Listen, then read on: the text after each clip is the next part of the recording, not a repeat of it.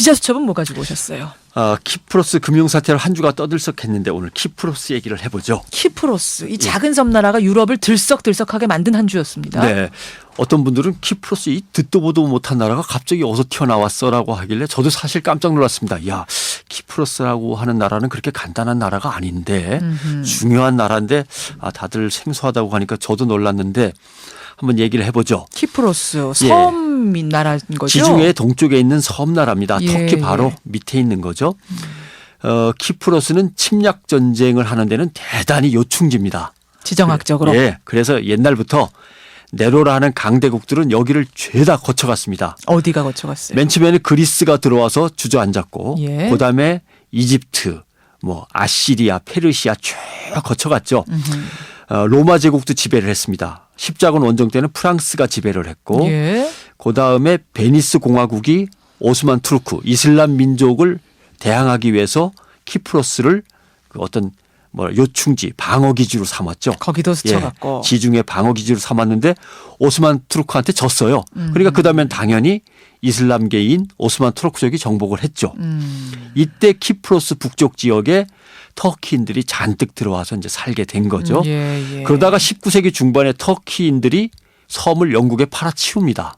영국이에요. 예. 영국이면은 지중해하고 한참 떨어져 있는데 어떻게 하다 그 멀은 키프로스까지 집어삼키게 됐습니까? 복잡합니다. 18세기 말에 이제 터키하고 러시아가 전쟁을 벌이죠. 크림 전쟁이라고. 예. 이때 영국이 슬그머니 터키한테 가서 우리가 니들 편 들어줄게. 그 대신 키프로스 섬에 군사기지를 좀 마련해 줘라고 했는데 지금 이 상태는 터키가 키프로스에 들어와 있는 상황에서. 그렇죠. 터키가 예. 키프로스를 점령하고 있는 상황에서 예. 터키는 도와준다니까 키프로스 섬을 내줬어요. 잠깐 쓰라고. 예. 근데 전쟁이 끝나도 영국이 나가질 않았죠. 왜 안 나갑니까?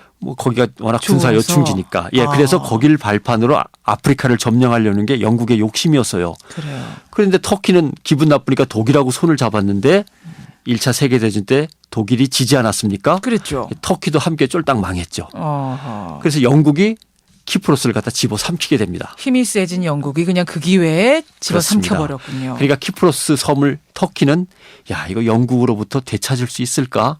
차라리 포기하고 돈이나 받고 팔자. 몇 푼이라도 받자 하면서 명목상으로는 돈 받고 판 거네요. 그래서 영국 왕실의 키프로스 섬을 터키가 팔아치웁니다. 예. 정말 비운의 섬 키프로스죠. 그런데 비극은 여기서 끝나질 않습니다. 키프로스 섬의 70% 이상을 차지하고 있는 친그리스계 키프로스 사람들 입장에서는 정말 기분 나쁘죠. 터키에게 점령당한 것도 기분 나쁜데 오스만 투르크 예. 터키에게. 터키가 잘못해서 영국으로 넘어간 건 더 기분 나쁘고 아하. 그래서 그리스 정교회를 중심으로 해서 독립투쟁을 벌여서 영국으로부터 독립을 해냅니다.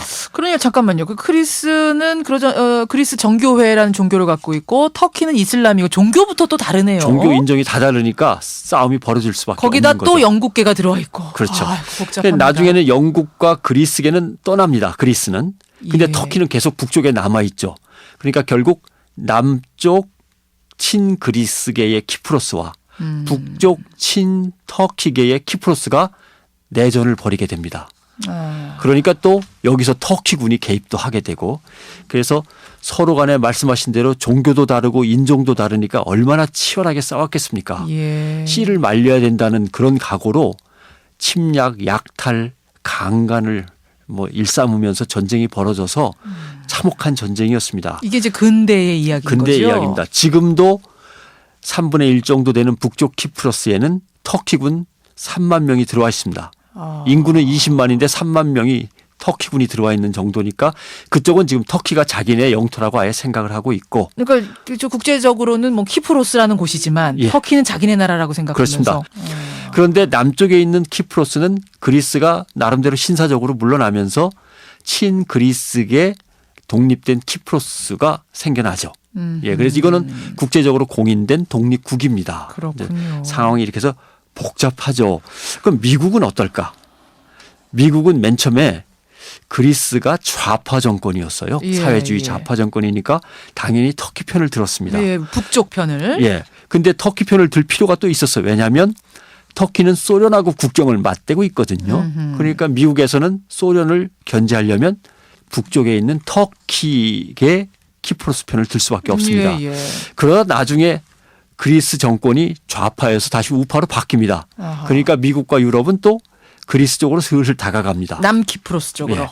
그리고 미국은 이 키프로스를 지금 탐내고 있어요. 왜냐하면 여기다 군사기지를 만들면 이란, 시리아를 한눈에 보면서 견제할 수 있습니다. 그러니까 터키 편도 들면서 그리스 편도 들면서 키프로스를 계속 저울질하고 있는 거죠. 아, 참 듣고 보니까 상당히 복잡하죠. 우리 처지하고도 이렇게 오버랩이 되면서 예. 참 비극적인 땅이다. 이런 생각이 더군다나 드네요. 터키는 지금 북쪽 키프로스를 완전히 터키령으로 삼으려고 터키인들을 계속 보내고 있고요. 예. 터키로 피난 온 레바논 피난민들도 북쪽 키프로스로 보내고 있습니다. 아. 그래서 북쪽 키프로스는 경제가 상당히 안 좋고 치안 상태도 안 좋고 범죄자도 많고 예. 지금 금융 사태가 벌어진 거는 물론 친그리스계가 있는 남쪽 키프로스입니다. 그리고 한 가지 주의하실 점은 북쪽 키프로스를 갔다가 남쪽 키프로스로 가시려면 남쪽에 우리처럼 국가보안법 비슷한 게 있습니다. 그렇기 때문에 뭐 이쪽 나라에 여행 갔다가 저쪽 나라로 여행 가면 되지라고 생각하시면 큰 오산이고요. 예. 복잡한 상황이 벌어지고 있는 겁니다. 키프로스 이번 주 국제 경제 뉴스에서 가장 많이 등장했던 키워드 예. 그 나라 도대체 어떤 역사를 가지고 있는지 오늘 한번 들여다봤습니다. 변상욱의 기자 수첩 수고하셨습니다. 고맙습니다.